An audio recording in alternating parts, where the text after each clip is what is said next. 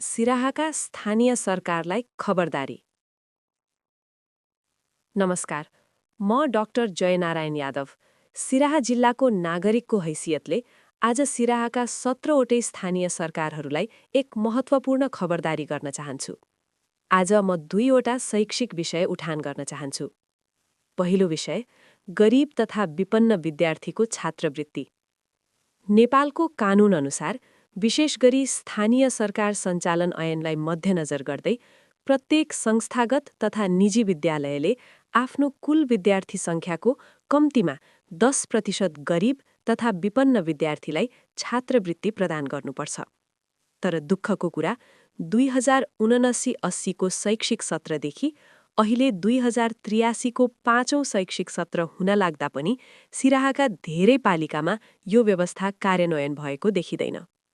त्यसैले मेरो प्रश्न छ, यदि छात्रवृत्ति लागू गरिएको छ भने कुन विद्यालयले कति विद्यार्थीलाई छात्रवृत्ति दिएको छ, कुन आधारमा विद्यार्थी छनौट गरिएको छ, त्यसको सार्वजनिक विवरण किन उपलब्ध छैन? यदि लागू भएको छैन भने गरिब र विपन्न विद्यार्थीहरूको शिक्षा अधिकारको जिम्मेवारी कसले लिने? त्यसैले म सिराहाका सम्पूर्ण स्थानीय सरकारलाई दृढ आग्रह तथा खबरदारी गर्न चाहन्छु।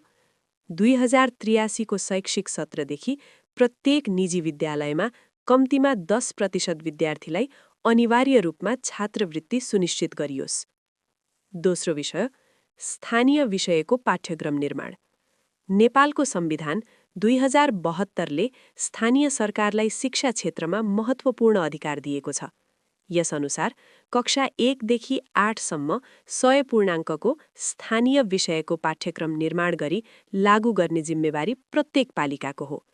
तर दुःखको कुरा सिराहाका 17 पालिकामध्ये एकादा बाहेक अधिकांश पालिकामा स्थानीय विषयको पाठ्यक्रम निर्माणै भएको देखिँदैन। यो केवल प्रशासनिक कमजोरी मात्र होइन, यो स्थानीय इतिहास, संस्कृति, भाषा र पहिचानको उपेक्षा पनि हो।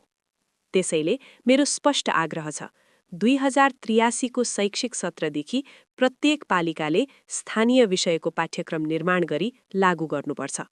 र अझ महत्त्वपूर्ण कुरा, संविधानले दिएको अधिकार अनुसार जहाँ जुन मातृभाषा बढी बोलिन्छ त्यही मातृभाषामा स्थानीय पाठ्यक्रम विकास गरियोस्।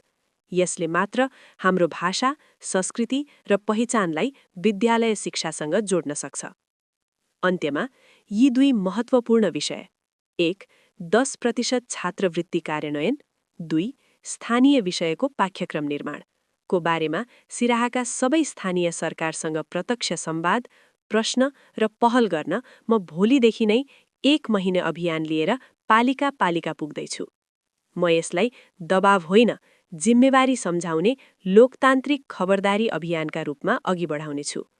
म अपेक्षा गर्दछु सिराहाका स्थानीय सरकारहरूले नागरिकको आवाजलाई गम्भीरतापूर्वक लिनेछन्। धन्यवाद।